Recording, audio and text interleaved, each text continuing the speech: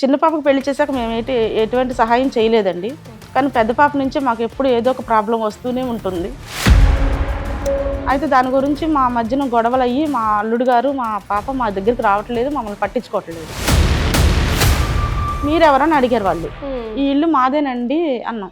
నా పేరు లక్ష్మి అని చెప్పాను. ఇది మాకు శిరీష అమ్మేశారండి, ఎప్పుడో మీరు శిరీష దగ్గర కొనుక్కున్నాం అన్నారు. ఆమె ఎలా అమ్ముతారండి, ఎన్నాళ్ళు అయింది అమ్మి అని చెప్పి 3 months అయింది అన్నారండి. మీరు నాకు రాసిచ్చారు, నేనేం చేసుకుంటే మీకు ఎందుకు అన్న. నేను ఒక్కటే మాట మాట్లాడుతున్నా, మమ్మల్ని చూసేవాళ్ళు ఎవరు లేరు. మా హస్బెండ్ హెల్త్ ప్రాబ్లం, నేను ముసలిదాన్ని. మీ ఇద్దరం ఎక్కడికి వెళ్తాం? పెద్ద కూతురుకి పెట్టిన నాళ్ళు పెట్టాం, వాళ్ళకి ఎప్పుడైతే డబ్బులు ఇవ్వట్లు మానేసాం మాతో మాట్లాడటం మానేసి గొడవ పెట్టుకున్నారు. సో ఇప్పుడు మీరు నిలదీస్తే అలా ఎందుకు చేసావు, మాకు ఉన్న జీవనాధారం తీసేసావు, మా తదంతరం తీసుకోవాల్సింది అంటే ఏమంటుందో? అనాథాశ్రమంలో వేస్తా అన్నట్టుగా మాట్లాడారు. వీళ్ళు అమ్మాయిలు కనలేదు, వెళ్ళలేదు అన్నారు. అది సర్ప్రైజ్. ఆడపిల్లలు లక్ష్మీదేవులు అనుకున్నామండి మేము ఇన్నాళ్ళు, ఇలా మోసం చేస్తారు అనుకోలేదు.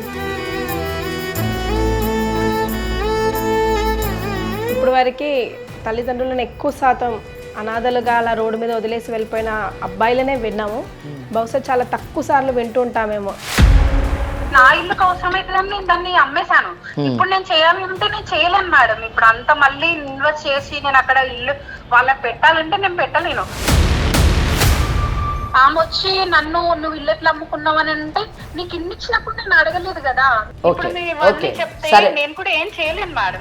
ఎట్లయితే అట్లా అవుతుంది మేడం. ఇంకా నేను కూడా అంతే. ఇంకా నేను చేసిన తప్పు ఏదైనా ఉందంటే మా పిల్లలు మేము గుడ్డిగా నమ్మాము.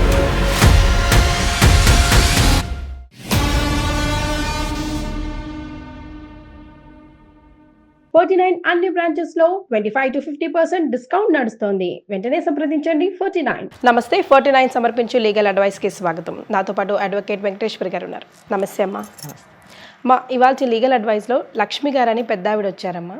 2 ఆడపిల్లల్ని నమ్ముకొని ఆస్తంతా రాసిస్తే నన్నే రోడ్డు మీదకి నిలబెట్టారు, నిరాశ్రయులు అయిపోయాము అంటున్నారు. అసలు వాళ్ళ కథ ఏంటో, ఏం జరిగిందో తెలుసుకుందాం. తప్పకుండా. లక్ష్మి గారు నమస్తే అమ్మా. నమస్తే అమ్మా. అడ్వకేట్ గారితో వివరాలన్నీ చెప్పండి. నమస్తే అమ్మా. చెప్పండి. నా పేరు లక్ష్మి అండి. మాది హైదరాబాద్లోని కుక్కట్పల్లిలో నుంచి వచ్చాను నేను. అక్కడ మాకు హౌస్ ఉంది. ఆ హౌస్ కూడా మేము ఉండటానికి లేకుండా అయిపోయింది మేడం. మాకు 2 ఆడపిల్లలు ఉన్నారు. 2 ఆడపిల్లలకి పెళ్లి చేసాము. చిన్న పాపకు వచ్చేసరికి బెంగళూరు ఇచ్చాము. ఆయన సాఫ్ట్వేర్, మా అల్లుడు గారు. పెద్ద పాపనేమో ఎల్బీ నగర్ ఉంటారు మేడం, ఆయన కూడా సాఫ్ట్వేరేను. చిన్న పాపకు పెళ్లి చేశాక మేము ఎటువంటి సహాయం చేయలేదండి. కానీ పెద్ద పాప నుంచే మాకు ఎప్పుడు ఏదో ఒక ప్రాబ్లం వస్తూనే ఉంటుంది. మేము ఎప్పుడు ఏదో ఒకటి వాళ్ళకి సహాయం చేస్తూనే ఉన్నారు మా హస్బెండ్. మేము కరోనా తర్వాత మాకు చిన్న షాప్ ఉంది మేడం, అది క్లోజ్ చేసేసాం. మా హస్బెండ్కి హెల్త్ ప్రాబ్లం వస్తే ఆ తర్వాత కూడా మా పెద్ద పాప వచ్చి మాకు మనీ ప్రాబ్లం ఉంది, మనీ హెల్ప్ చేస్తారా లేదా అని మా దగ్గరకు వచ్చి ఏడుస్తుంటే మేము చూడలేక మాకు చిన్న ల్యాండ్ ఉంటే ఆ ల్యాండ్ అమ్మేసి, నా దగ్గర ఉన్న గోల్డ్ కూడా అమ్మేసి, నా దగ్గర ఒక 10 లక్షలు క్యాష్ తీసుకుని తనకి హెల్ప్ చేసాము. ఇంత హెల్ప్ చేసినా సరే మళ్ళీ మొదటికి వచ్చింది పాప. మళ్ళీ నాకు మనీ లేవు, మీకు ఇప్పుడు ఇల్లు ఉంది కదా, ఆ ఇంటి మీద 25,000 రెంట్ వస్తుంది మేడం మాకు. మీ జీవన ఆధారం అదే? మా జీవన ఆధారం అదే మేడం. మా హస్బెండ్ ఏం పని చేయలేరు, తనకి పెడల్స్ వచ్చింది. అందుకే మా చిన్న షాప్ కూడా క్లోజ్ చేసాం. మాకు ఎటువంటి జీవనాధారం లేదు, ఆ రెంట్ల మీద మేము బతకాలి. మా పెద్ద పాప ఇప్పుడు ఏమంటుందంటే, మీకు వచ్చే 25,000 ఏం చేసుకుంటారు మీరు, 5,000 చాలు మీకు, ఆ 20,000 మాకు ఇచ్చేయమని అంటుంది. మేమేమి ఇవ్వలేము కదండి, మా దగ్గర ఇంకా ప్రాపర్టీ లేదు, లేకపోతే ఇల్లు అమ్మేయాలి, మేము ఉండాలి కదా. ఆయనకి హెల్త్ బాగా, నేను ఎక్కడ ఉంటాం ఇంకా. అయితే దాని గురించి మా మధ్యన గొడవలు అయ్యి మా అల్లుడు గారు మా పాప మా దగ్గరికి రావట్లేదు, మమ్మల్ని పట్టించుకోవట్లేదు. ఇదంతా మేము ఈ బాధ మా చిన్న కూతురు ఉన్నారు కదండి ఆమెతో చెప్పుకున్నాము. ఆమె వాళ్ళ అక్కతో గొడవ పడింది. వాళ్ళ నాన్నగారికి బాగోపోయేసరికి వచ్చి మధ్యలో వస్తూ మమ్మల్ని బాగా చూసుకుంటూ హాస్పిటల్ తీసుకెళ్ళి మా ఆయనకి మెడిసిన్ ఇప్పించి బాగా చూసుకుంటుంది. ఇప్పుడు చిన్న కూతురు మొత్తం బాధ్యత తీసుకుంది. నాకేమనిపించిందంటే, ఇప్పుడు వరకు పెళ్లి చేశాక చిన్న కూతురికి మేమేమి ఇవ్వలా, మాకు కొడుకులు లేరు, 2 ఆడపిల్లలే. పెద్ద కూతురికి ఇప్పటి వరకు మా దగ్గర ఉన్నదంతా ఆమెకు ఇచ్చేసాం. ఈ చిన్న పాప బాగా చూసుకుంటుందని నాకు అనిపించి మా ఆయనతో చెప్పాను, ఈ ఉన్న ఇల్లు చిన్న పాప పేరు మీద పెడదాం అన్నాను. మనం ఉన్న నాళ్ళు ఉంటాం, తర్వాత మన పాప తీసుకుంటుంది అన్నాను. నేనే మా ఆయనకి చెప్పాను, ఆయన కూడా సరే అని చెప్పేసి రాసిచ్చేసాం. రాసిచ్చిన తర్వాత మా పాప ఏమందంటే, కొన్ని రోజులకి ఇల్లు రిపేర్ ఉందమ్మా, మీరు వెళ్ళి హాస్పిటల్కి దగ్గరలోనే ఒక రూమ్ చూస్తాను, అక్కడ ఉండండి. తన్ని హాస్పిటల్కి తీసుకెళ్ళాలి కాబట్టి మీరు ఇంత దూరం నుంచి వెళ్ళాక ఈలో ప్రిపేర్ కూడా అవుద్ది మనకి, ఒక కొన్ని నెలలు బయట ఉండండి అని చెప్పింది. మేము ఒప్పుకుని బయట రెంట్కుంటున్నాము. రెంట్కుంటూ మేము వెళ్తుంటే కొన్ని రోజుల తర్వాత తను బెంగళూరు నుంచి కాల్ చేసింది నాకు. అమ్మ మేము టికెట్లు బుక్ చేస్తాము, నాన్నగారు మీరు బెంగళూరు వచ్చేది నా దగ్గరకని. బెంగళూరు ఎందుకమ్మా, ఇప్పుడు మేము రాలేము, ఇక్కడే ఉంటాము, మా శేష జీవితం అంతా ఇక్కడే గడిచిపోద్ది అన్నాము. లేదమ్మా నేను ఇల్లు కట్టుకుంటున్నాను, మీరు వస్తే బాగుంటుంది అన్నాను. సరేనమ్మా ఇల్లు కట్టుకున్నాక కంప్లీట్ అయిన తర్వాత గృహప్రవేశానికి వస్తాము, అప్పుడు ఉంటాం కొన్ని రోజులు అన్నాం. అంటే సరే నందండి. సరే మేము ఒక రోజు మా ఆయన గారికి నాకు హాస్పిటల్ వెళ్ళి తిరిగి వస్తుంటే ఇల్లు చూడాలనిపించింది. ఆయన కష్టార్జితం కదండి, మాకు మిగిలింది అది ఒకటే, ఒకసారి చూడాలని చెప్పి. ఆ రెంట్లన్నీ మరి తనే తీసుకునేదా? ఇప్పటి వరకు మా చేతికి ఏమి ఇవ్వలేదండి. తనకి రాసిచ్చినప్పటి నుంచి ఇప్పుడు దాకా లేదు, మేము 6 నెలల నుంచి బయటే ఉన్నామండి. హాస్పిటల్ ఖర్చు మీ ఖర్చులంతా తనే చూసుకోండు.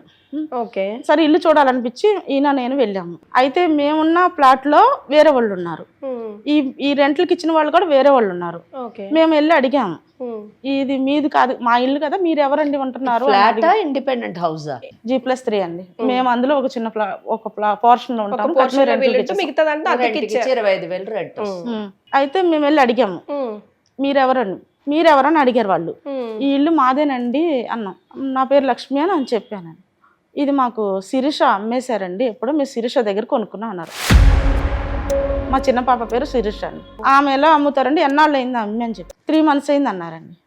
మేము 1 week బ్యాక్ కూడా తనకు కాల్ చేసింది, తనే కాల్ చేసింది మమ్మల్ని, చిన్న పాప. కానీ తను మాకేమి చెప్పలేదు, చెప్పకపోతే మేము ఇద్దరు నిస్కాయ స్థితిలో ఉన్నామండి, ఏమీ చేయలేని పరిస్థితి మాది. ఎవరికి చెప్పుకుంటాము? మాకు ఇప్పుడు అడిగారా మీ అమ్మాయిని? వెంటనే కాల్ చేసామండి మేము మా పాపకి, మా చిన్నల్లుడికి మా పాపకి కాల్ చేస్తే చిన్నల్లుడు అయితే ఏమి మాట్లాడలేదు, మా పాపే మాట్లాడింది. మీరు నాకు రాసిచ్చారు, నేనేం చేసుకుంటా మీకు ఎందుకు అంది.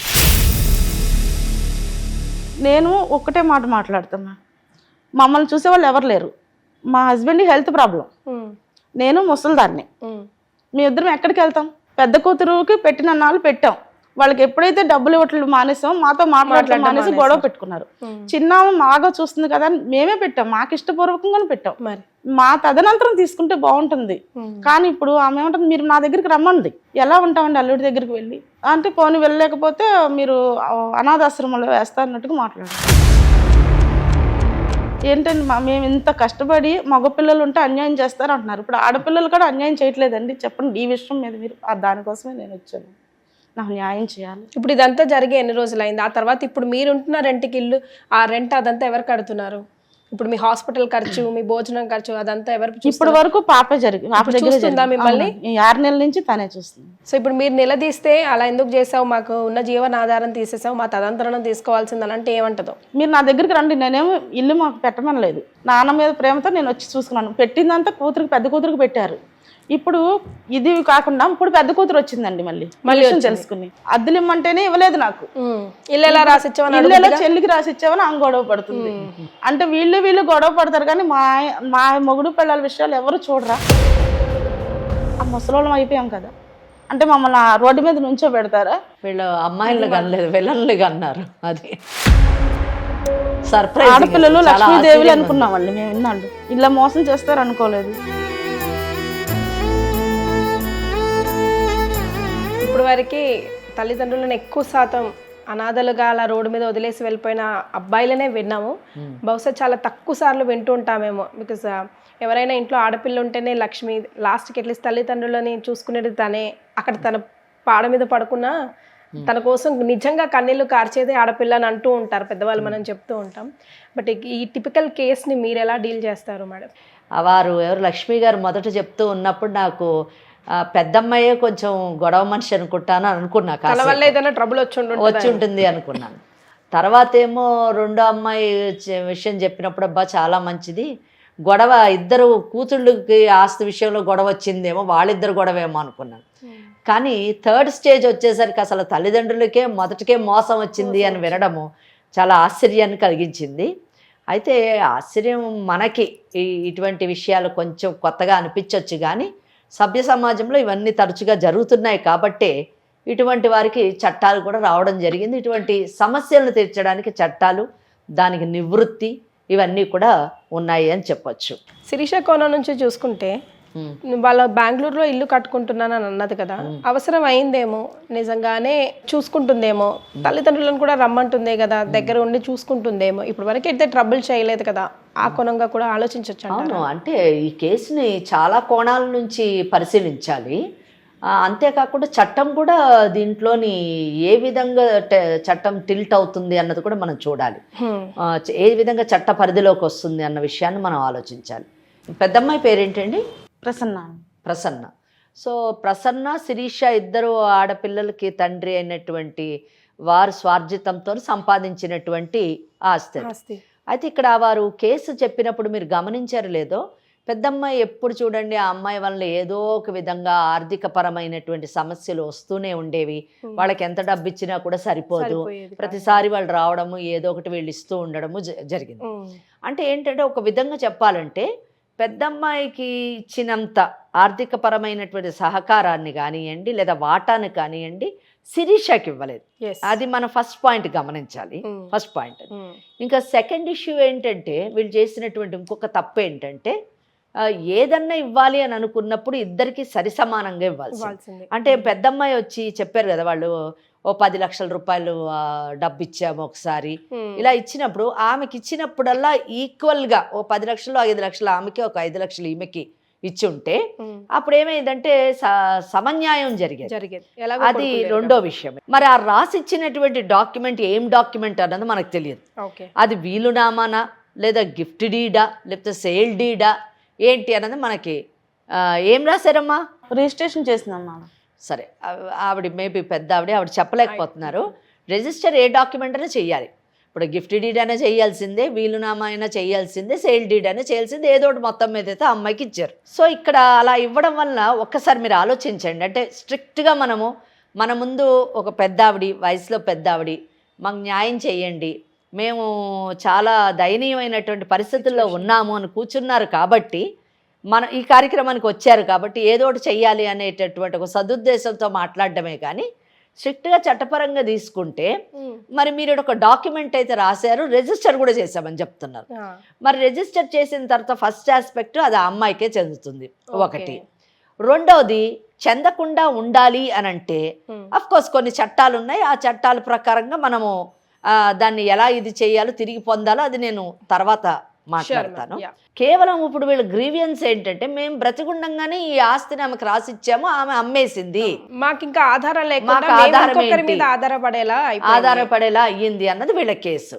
కనుక అమ్మ మరి మీరు ఎందుకు రాసిచ్చారు కదా ఆస్తిని, రాసిచ్చిన తర్వాత అది ఆమెకే చెందుతుంది కదా, శిరీషకే ఇవ్వాలని ఇచ్చారు కదా.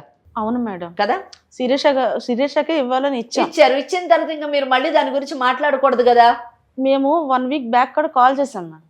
అమ్ముతున్నాను అనే ఒక్క మాట వాళ్ళ నాన్నగారికి కానీ నాకు కానీ చెప్పలేదు. ఓకే, చెప్పకపోగా మరి ఇప్పుడు వచ్చి అల్లుడి దగ్గరికి వెళ్ళి మేము అక్కడే మేము వాళ్ళ మీద ఆధారపడినట్టు ఉంటుంది కదా. అలా కాదు, అల్లుడి దగ్గరికి వెళ్ళి నిలబడాల్సిన అవసరం లేదు. ఇప్పుడు ఇక్కడ మీరు ఒక్క విషయం గమనించండి. ఇప్పుడు మీకు చెప్పలేదు కాబట్టి మేము బాధపడుతున్నాము, చెప్పలేదు కాబట్టి నేను ఇక్కడ మట్టుకు వచ్చాను అన్నది సమస్య కాదు. ఎందుకంటే ఒకసారి మీరు ఇచ్చేసిన తర్వాత అది ఆమెకే చెందుతుంది. ఆమె అమ్ముకుంటుందా, ఉంటుందా, లేకపోతే ఇంకెవరికన్నా దానం చేసుకుంటుందా అన్నది అది ఆమె ఇష్టం కదా. మీ హక్కు ఆమెకి వెళ్ళిపోయింది. అయితే ఒక్కటి, మా పెద్దమ్మాయి వచ్చి గొడవ పడుతుంది అంటే ఒక అర్థం ఉంది. ఎందుకంటే ఆమెకు కూడా అందులో వాటా రావాలి అని ఆమె కోరుకోవడంలో తప్పులేదు. కానీ మీరు రాసి ఇచ్చేసిన తర్వాత మీ రెండో కూతురు దాన్ని అమ్ముకుంది అంటే మీకు ప్రశ్నించేటటువంటి హక్కు ఎక్కడుంది? ఇంకోటి, మీరు ఇంకో మాట అన్నారు, అల్లుడి దగ్గరికి వెళ్ళి నిలబడ్డము అని అన్నారు కదా. మీరు అల్లుడి దగ్గరికి వెళ్ళి నిలబడాల్సిన అవసరం లేదు. మీకంటూ ఒక గది తీసిచ్చి దానికి రెంట్ కట్టి ఆమె అన్ని విధాలు అన్ని సదుపాయాలు ఆమె మీకు అందజేస్తున్నప్పుడు మీరు ఏ విధంగా డిప్రైవ్ అవుతున్నారు, అంటే మీకు ఏ విధంగా నష్టం కలుగుతుంది అన్నది నాకు వచ్చినటువంటి అనుమానం. ఇప్పుడు ఆ పాపకు మేము ఫోన్ చేసాం, ఇల్లు ఎందుకు అమ్మేమమ్మా, నాన్నగారు ఉన్న నాళ్ళైనా ఉంచాల్సి కదా కనీసం. అవును, మీరు ఇప్పుడు నేను రాసిచ్చాను, మీరు ఇచ్చిన డాక్యుమెంట్ లోనే అటువంటి కండిషన్ ఏమన్నా ఉంటే మీరు ఆ మాట మాట్లాడాలి. మీరు ఇచ్చేసారు అంతే. అంతే, గుడ్డిగా నమ్మాం పిల్లల్ని. అదే మేము చేసిన తప్పు ఏదైనా ఉందంటే మా పిల్లల్ని మేము గుడ్డిగా నమ్మాం. ఒకసారి మీ అమ్మాయితో మాట్లాడదామా అండి? అసలు ఆ అమ్మాయి ఏమంటుంది, ఆ అమ్మాయి ప్రాబ్లం ఏంటి? ఎందుకంటే మీరే అన్నారు కదా అక్కడ ఇల్లు కట్టుకుంది అని బెంగళూరులోని. ఆ ఇల్లు కట్టుకోవడానికి కావలసినటువంటి డబ్బుని ఈ ఇల్లు అమ్మి మరి సమకూర్చుకొని ఆ ఇల్లు కట్టిందా, మరి మిమ్మల్ని చూసుకునేటటువంటి అవకాశం ఉందా, మిమ్మల్ని ఎలా చూస్తుంది, అసలు ఎందుకు తను అలా మాట్లాడుతుంది అన్న విషయం మనం మాట్లాడితే బాగుంటుందేమో అని నేను అనుకుంటున్నాను. సో శిరీషతో ఒకసారి కాల్ మాట్లాడుతాం. అమ్మా శిరీష, హలో, ఎవరండి? నేను అమ్మను మాట్లాడుతున్నాను. అమ్మా చెప్పండి. నేను బాగున్నాను, కానీ నువ్వు మాట్లాడింది అనుకో నాకు చాలా బాధ కలిగి నేను సుమన్ టీవీకి వచ్చానమ్మా. ఎందుకు, ఏమైందమ్మా? నువ్వు నిన్న నాతో ఏం మాట్లాడావు అదే చెప్పాలి. ఓకే, మనం మాట్లాడుకుందాం కదా, మళ్ళీ మీరు అక్కడికి ఎందుకు వెళ్ళారు? ఇక్కడికి రావాల్సి వచ్చేటట్టు నువ్వు మాట్లాడేవమ్మా. మేము పిల్లల్ని కన్నాము, కానీ మమ్మల్ని బాధ పెట్టే వాళ్ళని కన్నామని ఇప్పుడే తెలిసింది. కాదమ్మా, ఏదైనా ఉంటే మనం చూసుకుంటాం కదా, మీరు అక్కడ దాకా వెళ్ళాల్సిన అవసరం ఏమొచ్చింది? మేము మాట్లాడతాం కదా. ఇక్కడ దాకా వెళ్ళే పరిస్థితి, అక్కడ తేలుంటే ఇక్కడ వరకు వచ్చేవారే కాదు శిరీష. మీ నాన్నగారు ఏమీ చేయలేని పరిస్థితి. నేనే కదా మాట్లాడాలన్నా ఏం చేయాలన్నా, ఇక నా బిడ్డలు కూడా నాకు అన్యాయం చేస్తారని తెలిసి నేను మాట్లాడాలని వచ్చాను. న్యాయం జరుగుతుంది చూసుకుంటా అని చెప్పాను కదా, మళ్ళీ మీరు అక్కడికి వెళ్ళి మాట్లాడడం ఇదంతా ఎందుకు? ఒకసారి మేడంకి ఇస్తున్నాను. నువ్వు చూసుకుంటానని ఎప్పుడు చెప్పావు? దిక్కున్న చోట చెప్పుకోపో, అనాథాశ్రమంలో వేస్తా, నువ్వైతే ముందు బయలుదేరి వచ్చాయి, నువ్వు నాకు రాసిచ్చావు కదా, నేను అమ్ముకుంటా, నేను ఏమన్నా చేసుకుంటా అంటే అదంతా ఇప్పుడు నీ పిల్లలు కూడా రేపటి రోజున నేను ఇలాగే అంటే. మీరెవరండి మాట్లాడేది? నేను సుమన్ టీవీ లీగల్ అడ్వైస్ నుంచి యాంకర్ కీర్తి మాట్లాడుతున్నా. ఓకే అండి, కానీ నేను ఏమన్నా, అసలు మీకు అందంతా తెలుసా? మీరు ఏమన్నా తెలుసుకున్నారా? నేను ఏంటి సిచ్యువేషన్ లో మా అమ్మ మా నాన్నని ఫోర్స్ చేసి అది తీసుకోలేదు ల్యాండ్ అనేది. నువ్వు ఫోర్స్ చేసి తీసుకున్నావని ఇష్టపూర్తిగా ఇచ్చారు. అవునండి, ఏం చేశాను చెప్పండి. ఫోర్స్ఫుల్ గా మీరు తీసుకున్నారు, రాయించుకున్నారు అని కూడా మీ అమ్మగారు మాకు ఇక్కడ ఏం చెప్పలేదు. వాళ్ళు ఇష్టపూర్వకంగానే ఇచ్చారు. అవును, కానీ వాళ్ళ తర్వాత మీకు ఉపయోగపడాలని, కానీ వాళ్ళని రెండింట్లో పెట్టి మిమ్మల్ని నమ్ముకొని మీరు అక్కడ బెంగళూరులో ఇల్లు కట్టుకొని తర్వాత నువ్వు దిక్కున్న చోట చెప్పుకోపో, నువ్వు కావాలంటే అనాథాశ్రమంలో జాయిన్ కావు అని కాదు కదా వాళ్ళు ఇచ్చింది. అందుకే కలింది. మా మమ్మీ చెప్పిందో లేదో నాకు తెలీదు. ఏంటమ్మా? అక్క మా పేరెంట్స్ ని చూడట్లేదు, నేను చూసుకుంటానికి వాళ్ళకి హోప్స్ ఇచ్చాను. నేను చూసుకుంటున్నాను, మా డాడీని చూసుకుంటున్నాను, మా మమ్మీని చూస్తున్నాను. వాళ్ళకి ఇప్పటి వరకు ఎట్లాంటి సిచ్యువేషన్ రాకుండా నేను చూసుకున్నా. నేను ఇంత లాంగ్ లో ఉన్నా కదా, మళ్ళీ మా అమ్మ మా నాన్నని చూసుకోవడానికి ఇబ్బంది అవుతుంది అని చెప్పేసి నేనేం చేశాను, ఇక్కడికి రండి, బెంగళూరుకి వచ్చేసేయండి, నేను ఇక్కడ చూసుకుంటాను మిమ్మల్ని దగ్గర ఉండని అని నేను అన్నా. అది మా అత్తగారిని ఒప్పించి, మా హస్బెండ్ ఒప్పించి, మా అత్తగారు మమ్మల్ని ఎంత అది చేసినా గానీ నేను మా పేరెంట్స్ ని వదులుకోలేను, నా పేరెంట్స్ నా కోసం ఇంత చేసిరు అని చెప్పేసి నేను వాళ్ళకి చెప్పి వాళ్ళని కన్విన్స్ చేసి మా అమ్మ మా నాన్న తీసుకొచ్చుకొని నా దగ్గర పెట్టుకుందాం అనుకున్నా. వాళ్ళు ఏమంటున్నారు, మేము ఇక్కడే ఉంటాం అని అంటే, మీరు ఇక్కడే ఉన్నప్పుడు మళ్ళీ నేను ఎట్లా చూసుకోగలను? నేను చూసుకోలేను కదా. సరే మీరు అక్కడికి వెళ్ళండి, అనాథాశ్రమంలో ఉంటానంటే అక్కడే ఉండండి. మరి మీరు లేదు అంటారా? ఎక్కడైనా ఉంటానంటే చెప్పండి, అక్కడే ఉండండి, ఇంకా మీరు ఏమైనా చేసుకోండి అని అన్నా. నేను వాళ్ళని ఫోర్స్ చేసినట్టయితే నేను అనలే కదా. సో తన వర్షన్ కొంచెం డిఫరెంట్ గానే వినిపిస్తుంది. నెక్స్ట్ వాయిస్ మీరు అడ్వకేట్ వెంకటేశ్వరి గారితో వింటారు, తనతో మాట్లాడండి. శిరీష, చెప్పండి మేడం. నేను వెంకటేశ్వరి అడ్వకేట్ని మాట్లాడుతున్నాను. చెప్పండి మేడం. నమస్తే అమ్మా. మీ మదర్ వచ్చారు. వారు చెప్పడం ఏంటంటే, తన భర్త అంటే మీ నాన్నగారు సంపాదించినటువంటి ఆస్తిని మీ అక్కకి ఇవ్వకుండా మీరు చాలా బాగా చూసుకున్నారు కాబట్టి మీకు ఇష్టంతోనే ఎటువంటి ఫోర్స్ లేకుండా మీకు రాసివ్వడం జరిగింది. కానీ మేము ఆ ఆస్తిని మేము బ్రతుకున్నంత కాలము అది ఉంచి ఆ తర్వాత మా తదనంతరం ఆమె ఏం చేసుకున్నా బాగుండేది. కానీ ఆమె అమ్మేసింది. కనీసం అమ్మేటప్పుడు మాకు ఒక విషయం కూడా, ఒక్కసారి కూడా ఒక మాట కూడా చెప్పలేదు. అది మాకు చాలా బాధను కల్పించింది. అంతేకాకుండా ఎందుకమ్మా ఇలా చేసావంటే, మీ ఇష్టం అన్నది చేసుకోండి, అనాథాశ్రమంలో ఉండండి కావాలంటే అని మాట్లాడుతుంది ఆ అమ్మాయి అని చెప్పారు వారు. మీరు మాట్లాడితే మీ వర్షన్ వేరేగా ఉంది.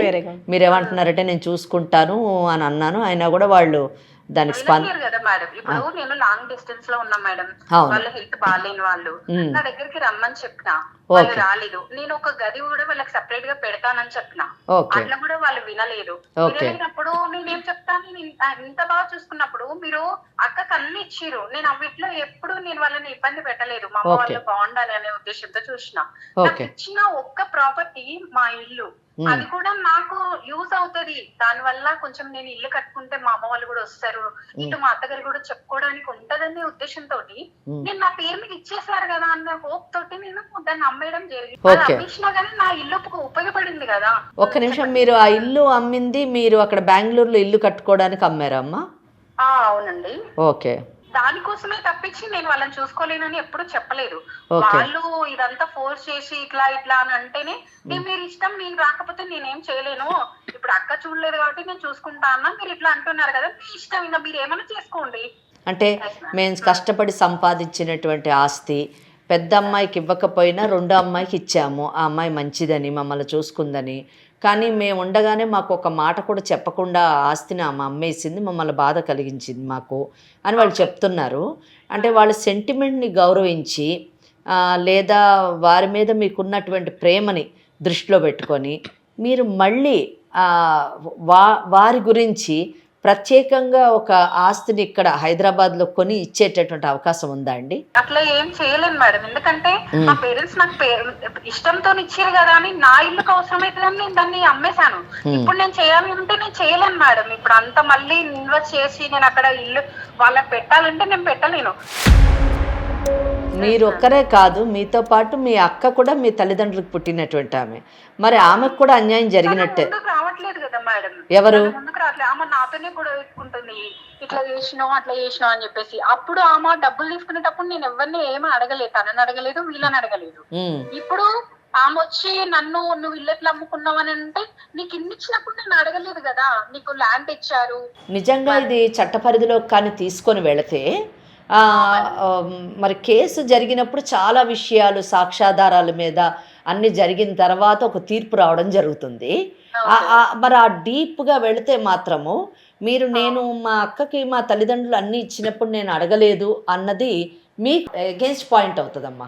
ఎందుకంటే మీరు అడగకపోవడం మీ తప్పు. అప్పుడు మీరు ఈక్వల్గా ఫైట్ చేయాల్సింది. ఆమెకు 10 లక్షలు ఇస్తే నాకు కూడా 10 లక్షలు ఇవ్వాలి కదా అని చెప్పేసి మీరు అక్కడ ఆ విషయంలో మాత్రము మీదే తప్పు. కానీ ఈరోజు వాళ్ళు ఏమంటున్నారంటే, మేము బ్రతికుండగా అదే అమ్మకుండా ఉండాల్సింది, మేము ఇంకొకరి మీద డిపెండ్ అయ్యే అవసరం, మేము ఈరోజు వేరే వాళ్ళ మీద డిపెండ్ కావాల్సి వస్తుంది, మమ్మల్ని తనింటికి వచ్చి ఉండమంటే అల్లుడు ముందు మేము ఎలా ఉంటాము, పారాలిసిస్ భర్తతో నేను ఎలా ఉంటాను, ఇక్కడ మేము ఒక రెంటల్ హౌస్ లో ఉండాల్సినటువంటి అవసరం ఏంటి అనేది ఇవన్నీ కూడా మీ మదరు ప్రశ్నిస్తున్నటువంటి ప్రశ్నలు. నిజానికి వీటన్నిటికి కూడా నిజం చెప్పాలంటే సమాధానం ఆ ఇల్లు ఉండడమే. కానీ ఆ ఇంటిని మీరు చెప్పకుండా అమ్మివేయడం అన్నది కొంచెం బాధ కలిగించినటువంటి విషయం. అయితే మీరు ఒక లాజికల్గా ఒక పాయింట్ అయితే చెప్తున్నారు, నాకు రాసిచ్చారు కాబట్టి నేను ఏమైనా చేసుకోవచ్చు అనే ఉద్దేశంతో నేను అమ్మాను మేడం అని అంటున్నారు. మరి అలాంటప్పుడు ఆ మాట ఒక్క మాట మీరు వాళ్ళకి చెప్పుంటే బాగుండేదేమో కదా, ఎందుకు మీరు చెప్పలేదు? ఎందుకు భయపడ్డారు చెప్పడానికంటే అంత టైం రాలేదుకుండే మేడం. నేను చెప్దాంలే, మా మమ్మీని మా డాడీని సర్ప్రైజ్ చేయాలి, ఇక్కడ ఇల్లు కట్టేసినాక ఇక్కడికి వచ్చినాక అన్ని తీరిగ్గా చెప్పుకోవచ్చులే, మాట్లాడుకోవచ్చులే అనుకున్నాం. కానీ ఇదంతా చేస్తారని నేను కూడా ఎక్స్పెక్ట్ చేయలేదు కదా. కరెక్టే, కానీ బట్ ఇదంతా మాత్రం ఒకటి మాత్రం మీరు ఎక్స్పెక్ట్ చేయాలమ్మా, మీ దగ్గరికి వచ్చి వాళ్ళు ఉండాలి అని అనుకుంటే మీ మదరు ఒక మైండ్ సెటప్ అంటే వాళ్ళు సెల్ఫ్ రెస్పెక్టెడ్ పీపుల్ అన్నది మీకు తెలుసు. మీ అక్క దగ్గరికి పోయి లేరు, ఎప్పుడు కూడా ఏ రోజు మీ ఇంటికి కూడా వచ్చిన వాళ్ళు కాదు. ఇటువంటి పరిస్థితుల్లో మీ దగ్గరికి వచ్చి వాళ్ళు ఉంటారు అని అనుకోవడం మీరు నిజంగా చేసిన తప్పేమో అని అనిపిస్తుంది ఆ ఆలోచన. ఏదేమైనా కానీ ఇప్పుడు వాళ్ళకి ఆల్టర్నేటివ్ మీరు ఏర్పాటు చేయకపోతే ఇక్కడ హైదరాబాద్లోని చట్టం మీకు కొంచెం ఎగెయిన్స్ట్గా ఉందమ్మా. నిజానికి సీనియర్ సిటిజన్స్ యాక్ట్ అని చెప్పేసి ఒక చట్టం వచ్చిందమ్మా. ఈ చట్టం ప్రకారం ఏంటంటే సీనియర్ సిటిజన్స్ యొక్క ఆస్తి కానివ్వండి, వాళ్ళ హక్కులకు కానివ్వండి, ఏవైనా భంగం కలిగినప్పుడు సీనియర్ సిటిజన్స్ ఆ చట్టాన్ని ఇన్వోక్ చేసేటటువంటి అవకాశం ఉంది. ఆ చట్టం ప్రకారము తల్లిదండ్రులు ఏదైనా ఆస్తిని తమ బిడ్డలకు ఇచ్చి వాళ్ళకు కావలసిన రీతిలోని వాళ్ళకి సదుపాయాలు జరగనప్పుడు తిరిగి ఆ ఆస్తిని పొందేటటువంటి అధికారము ఆ చట్టం వాళ్ళకి కలిగించింది. అంటే ట్రిబ్యునల్ నిజం చెప్పాలంటే ఆ ఆస్తిని తిరిగి మళ్ళీ వాళ్ళ వశం చేసేనంత అధికారాన్ని ఆ ట్రిబ్యునల్ కలిగి ఉంటుంది. ఆ చట్టం అంత అధికారాన్ని సీనియర్ సిటిజన్స్ కి ఇవ్వడం జరిగింది. లేదు మేడం, దానికి ఏం నేను ఒప్పుకోను. ఎందుకంటే వాళ్ళు ఇష్టపూర్తి ఇచ్చారు, నేను వాళ్ళని అడగలేదు, ఫోర్స్ చేయలేదు. మా పేరెంట్స్ నేను చూసుకుంటానని చెప్పేసి వాళ్ళకి నాకు ఆ ధీమా ఉంది కాబట్టి నేను ఇల్లు అమ్మగలిగాను. ఇప్పుడు మీరు ఇవన్నీ చెప్తే నేను కూడా ఏం చేయలేను మేడం. ఓకే, ఒక మాట వినండి, నేను చట్టం గురించి మీకు చెప్పాను. మీరేమంటున్నారంటే ఇప్పుడు ఇది నేను చెప్పింది ఏం కొత్త విషయం కాదమ్మా. చాలా వేల కేసులు కింద కోర్టులలోని ట్రయల్ కోర్ట్స్లో ఫైల్ అవుతూ ఉంటాయి. ఇంకా సీనియర్ సిటిజన్స్ యాక్ట్ 2007కి రాకముందు నిజానికి తల్లిదండ్రులు కానివ్వండి లేదా ఎవరైనా ఆత్మీయులు కానివ్వండి తమకిష్టమైనటువంటి వారికి గిఫ్ట్ డీడ్ కానివ్వండి లేదా ఇంకే డాక్యుమెంట్ అన్నా చేసి వాళ్ళకు కావలసిన విధంగా సదుపాయాలు ఆ వ్యక్తి చేయనప్పుడు దాన్ని క్యాన్సిలేషన్ కూడా వేసుకొని కేసులు గెలిచి తిరిగి ఆస్తులు పొందినటువంటి కేసులు ఎన్నో ఉన్నాయి. అటువంటి తీర్పులు చరిత్రలో ఎన్నో ఉన్నాయమ్మా. కనుక మీరు ఒప్పుకున్నా ఒప్పుకోకపోయినా చట్టం తన పని తను చేసుకుంటూ పోతూనే ఉంటుంది. ఇంకొకటి ఇక్కడ మీ కేసులో ఇంకొక ప్రాబ్లం ఏముందంటే మీ పేరెంట్స్ సపోర్ట్ ఉన్నంత మటుకే మీరు ఈ మాటలన్నీ మాట్లాడగలరు. కానీ లేని పక్షంలో మీ సిస్టర్ మీ అక్క ఆమె ఒక్కదానికే అధికారం కాదు, నాకు కూడా అధికారం ఉంది, ఇందులో నాకు కూడా భాగం వస్తుంది అని రేపు ఆమె కూడా లిటిగేషన్ స్టార్ట్ చేస్తే మీ ఇద్దరు అక్కచెల్లెళ్ళు తల్లిదండ్రులు అందరూ కలిసి కోర్టు చుట్టూ ఒక 20 సంవత్సరాలు తిరగాలి. ఆ కోర్టు ఖర్చులు కానివ్వండి ఇంకా ఇతర ఖర్చులు అన్నీ పెట్టుకుంటే ఆ ఆస్తి కంటే ఎక్కువ అయ్యేటటువంటి అవకాశాలు ఉన్నాయి. కనుక నేనేమంటున్నానంటే Shirisha, you think for some alternative మీ పేరెంట్స్కి. Don't expect. అంటే నేను అనేది ఏంటంటే మీ పేరెంట్స్, నేను మిమ్మల్ని ఏం తప్పు పట్టట్లేను, మీరు అనుకోవడంలో కూడా తప్పు లేదు. నాకు రాసి ఇచ్చేశారు కాబట్టి నేను నా ఇష్టం ఉన్నట్టు చేసుకోవచ్చు అని అనుకొని చేశాను మేడం అని అన్నారు మీరు అమ్మేనని. కానీ బట్ ఒక్క చిన్న తప్పు ఏంటంటే మీ పేరెంట్స్కి చెప్పుకుంటే బాగుండేది. కానీ మీరు దానికి మళ్ళీ జస్టిఫికేషన్ ఇచ్చారు, మా పేరెంట్స్కి సడన్ సర్ప్రైజ్ ఇవ్వాలనుకున్నాను అని అన్నారు. కానీ అది కూడా రాంగ్ అని నేను అంటున్నాను. ఎందుకంటే మీ పేరెంట్స్ని మీ అత్తగారు మీ భర్త ఉన్న చోటకు వచ్చి వాళ్ళని ఉండాలంటే వాళ్ళకి ఇబ్బందికరంగా ఉంటుంది అనేటటువంటి విషయాన్ని మీరు కొంచెం మర్చిపోయారేమో అనిపించింది. ఏది ఏమైనా కానీ ఇక్కడ ఇరుపక్షాలు ఒక విధంగా చెప్పాలంటే ఎవరి మటుకు వాళ్ళు ఎవరి స్థాయిలో వాళ్ళు కరెక్ట్గానే ఆలోచించారని చెప్పచ్చు. కానీ ఒక్కసారి కోర్టులో కేసులు అంటూ పడితే ఈగో అన్నది దెబ్బతినకూడదమ్మా. సమ్టైమ్స్ ఈగో దెబ్బతిన్నప్పుడు కోర్టులో కేసులు పడితే దాని నెట్ రిజల్ట్ కొన్ని సంవత్సరాలు కొన్ని తరాలు బాధను క్షోభను అనుభవించవలసి ఉంటుంది. నిజంగా ఆస్తుల విషయాల్లోని డబ్బులు పోగొట్టుకొని ఆస్తులు పోగొట్టుకొని టైం పోగొట్టుకొని జీవితాలు పోగొట్టుకున్నటువంటి వారు ఎందరో ఉన్నారు. అటువంటి పరిస్థితి మీకు రాకూడదని నేను కోరుకుంటున్నాను. నేనేం అడ్వైస్ చేస్తున్నానంటే ఇది కోర్టు పరిధిలోకి వెళ్ళే కంటే కూడా తల్లిదండ్రులు మీరు మీ అక్క అందరూ కూర్చొని సామరస్యంగా ఒక కన్క్లూషన్కి వచ్చి మీ తల్లిదండ్రులకు ఒక ఆల్టర్నేటివ్ ప్రాపర్టీని మీరు ఏర్పాటు చేసి వాళ్ళ తదనంతరం ఎవరికి ఎంత రావాలో వాళ్ళు తీసుకుంటే బాగుంటుందేమో అని నేను అనుకుంటున్నాను. లేని పక్షంలోని కోర్టుకు వెళ్తే మాత్రము కోర్టు తప్పకుండా ఆ పని చేస్తుందండి. చట్టం మీ వైపు టోటల్గా లేదు అని నేను చెప్పగలను. నేను కూడా ఇంత సఫర్ చేసి వాళ్ళ కోసం ఆలోచించి నేను ఇదంతా చేసిందే కానీ ఇట్లా చేస్తారని నేను ఎక్స్పెక్ట్ చేయలేదు. ఎట్లయితే అట్లా అవుతుంది మేడం. ఇంకా కూడా అంతే, ఇంకా ఏమనట్లేదు. ఇక్కడ ఈ అమ్మాయి వినే పరిస్థితిలో లేదు శిరీష. వీళ్ళ తప్పు ఏంటంటే ఆ అమ్మాయికి రాసి ఇచ్చేయడం. ఆ డాక్యుమెంట్ కూడా ఒకసారి చూడాలండి నిజం చెప్పాలంటే. ఒకవేళ ఆ డాక్యుమెంట్లో ఏమైనా కండిషన్స్ ఉండి అంటే చాలా మటుకు ఏమని పెడతారంటే తల్లిదండ్రులు మమ్మల్ని చూసుకున్నంత కాలము మమ్మల్ని సేఫ్గా చూసుకుంటారని ఆశిస్తూ ఈ ఆస్తిని ఇవ్వడం జరిగింది అని రాస్తూ ఉంటారు. పేపర్లు ఉన్నాయా అమ్మ మీ దగ్గర? ఉన్నాయి మేడం. సరే, ఆ పేపర్లు చూపిస్తారా? తీసుకొచ్చి మీకు చూపించండి. చూపిస్తే దాంట్లో ఉన్నటువంటి కండిషన్స్కి అంటే కొంతమంది ఇప్పుడు ఈ కేసులో మేము బ్రతుకున్నంత కాలము ఈ ఆస్తి మా చిన్న కూతురు ఆధ్వర్యంలోనే ఉండాలి, మా తదనంతరం మేము ఏమైనా చేసుకోవచ్చు అనేటువంటి కండిషన్ ఉందనుకోండి. ఆ కండిషన్కి వ్యతిరేకంగా ఈ అమ్మాయి కానీ చేస్తే తప్పకుండా వీళ్ళు అది క్యాన్సిలేషన్ అంటే క్యాన్సిల్ చేయండి అని వెళ్ళొచ్చు. లేదా సీనియర్ సిటిజన్స్గా మా హక్కుకి భంగం కలిగింది, మేము ఈరోజు నిరాశ్రయులుగా రోడ్డు మీద ఉన్నాము, ఆమె దయా దాక్షిణ్యాల మీద బ్రతకవలసినటువంటి అవసరం మాకు లేదు కనుక మా ఆస్తిని మాకు రెస్టోర్ చేయండి అనేటటువంటి కేసును కూడా వీళ్ళు సీనియర్ సిటిజన్స్ యాక్ట్ని ఇన్వోక్ చేయొచ్చు. అది థర్డ్ పర్సన్స్కి అమ్మారు కాబట్టి ఆల్టర్నేటివ్ అరేంజ్ చేయండి అని చెప్పేసి దానికి తగ్గ రేటుకు తగ్గట్టుగా ఆర్డర్ ఇచ్చేటటువంటి అవకాశం కూడా ఈ కేసులో ఉంది. అమ్మ మీరు ఒకటే చెయ్యాలి, మీ అమ్మాయి ఇప్పుడు దురదృష్టం ఏంటంటే మీరు మంచి ఉద్దేశంతోని ప్రేమతోని బిడ్డలపైన అనురాగంతో మీరు తీసుకున్నటువంటి నిర్ణయము ఒక తప్పుడు నిర్ణయంగా మారింది. దాని నెట్ రిజల్ట్ ఏంటంటే మీరు నిరాశ్రయులయ్యారు, మీరు ఈ రోజున మానసిక క్షోభకు లోనవుతున్నారు. పెద్దమ్మాయి ఏమో మా తల్లిదండ్రులు నాకు అన్యాయం చేశారు, నా హక్కుకి భంగం కలిగించారు అని ఆ అమ్మాయి బాధపడుతుంది. రెండో అమ్మాయి ఏమో మాకు ఇచ్చినట్టే ఇచ్చి ఈరోజు నన్ను ఇటువంటి సమస్యలోని పెట్టారు అని ఆ అమ్మాయి బాధపడుతుంది.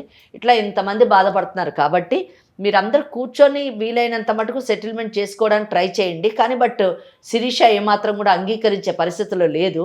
ఎందుకంటే ఆమె అమ్మేసి వేరే ఇల్లు కట్టుకుంది కాబట్టి మళ్ళీ ఆమె రెస్టోర్ చేసేటటువంటి ఆర్థిక పరిస్థితి ఆమెకు లేకపోయి ఉండొచ్చు. ఏది ఏమైనా కానీ మీరు ఒకవేళ లేదు మాకు ఆ ఇల్లు కావాలి, మేము అది లేనిదే మేము బ్రతికేటటువంటి అవకాశం కష్టము, ఈ అమ్మాయి మాకు అన్యాయం చేసింది, మేము చెప్పింది ఒకటి ఈ అమ్మాయి చేసింది ఒకటి అనేటటువంటిది ఉంటే మీరు తప్పకుండా సీనియర్ సిటిజన్స్ యాక్ట్ని మీరు ఇన్వోక్ చేయొచ్చండి. మీరు దాన్ని ఆశ్రయించి తప్పకుండా మీకు మా ఇల్లు మాకు కావాలి, మా ఆస్తి మాకు కావాలి, మేము నిరాశ్రయులుగా ఉండడానికి వీలు లేదు, మాకు న్యాయం చేయండి అని చెప్పేసి మీరు ట్రిబ్యునల్ని ఆశ్రయిస్తే మీకు న్యాయం జరిగేటటువంటి అవకాశం ఉంది. అయితే కేసు వేసే ముందు అంటే మీకు ఈ లీగల్ అడ్వైస్ కార్యక్రమం మీకు అండగా ఉంటుంది. ఈ కేసు కూడా లీగల్ అడ్వైస్ ఈ కార్యక్రమం ద్వారానే టేకప్ చేద్దాము. కానీ టేకప్ చేసే ముందు ఒక్కసారి మాకు ఆ డాక్యుమెంట్ చూపించండి. ఆ డాక్యుమెంట్లో వలన మీకు ఎంత బలం చేకూరుతుందో చూసి దాన్ని బట్టి మనం నిర్ణయం తీసుకొని మీకు వీలైనంత న్యాయం చేయడానికి ప్రయత్నిస్తాము. ఇంకొకటండి, ఇక్కడ ఆస్తే కాదు, వాళ్ళకి ఆదాయము లేనప్పుడు మెయింటెనెన్స్ కూడా అడిగేటటువంటి అవకాశం ఉంది. ఆడపిల్లలైనా ఎవరైనా ఈరోజు ఆడపిల్లలు ఆస్తులు తీసుకున్నప్పుడు బాధ్యతలు కూడా పంచుకోవాలి. దట్ ఈస్ వాట్ చట్టం చెప్తుంది. కనుక వీళ్ళు ఇప్పుడు రెండో అమ్మాయి మీద పెద్ద అమ్మాయి మీద కూడా మేమిద్దరం ఇప్పుడు నిరాశ్రయులు, మాకు వేరే ఆధారం లేదు. అప్పుడు ఆ ఇల్లు ఉన్నప్పుడు 25,000 రెంట్ వచ్చేది, ఆ రెంట్ ద్వారా బ్రతికేవాళ్ళం. ఈ రోజు అది కూడా లేదు, మేము ఎలా బ్రతకాలి, ఇద్దరు మెయింటెనెన్స్ ఇవ్వండి అని అడగాలి. అవకాశం ఉంది. కనుక మెయింటెనెన్స్ కూడా మీరు అడిగేటటువంటి అవకాశం ఉంది. మనము ఇదంతా కూడా చూద్దాము, డాక్యుమెంట్స్ అన్ని చూసి పరిశీలించి తప్పకుండా ఈ కేసు టేకప్ చేసి వీలైనంత మటుకు చట్ట పరిధిలోని మీకు ఎంతవరకు న్యాయం జరుగుతుందో మనం పరిశీలిద్దామండి. అవకాశం ఉంటే తప్పకుండా ఈ కేసు టేకప్ చేద్దాం. లక్ష్మి గారు విన్నారు కదా, కంగారు పడకండి, కొంచెం ముందు సామరస్యంగా మాట్లాడుకునే ప్రయత్నం చేయండి. మేడం గారు చెప్పినట్టుగా లేని పక్షాన డాక్యుమెంట్స్ అన్ని ఒకసారి మేడం గారికి చూపిస్తే నెక్స్ట్ ఏం చేయొచ్చో మీకు మంచి గైడ్ చేస్తారు. అలాగే thank you so much ma'am. ఇది ఇవాళ 49 సమర్పించు లీగల్ అడ్వైస్. మరో ఎపిసోడ్తో మళ్ళీ కలుసుకుందాం. నమస్కారం. 49 అన్ని బ్రాంచెస్ లో 25 to 50% డిస్కౌంట్ నడుస్తోంది. వెంటనే సంప్రదించండి 49.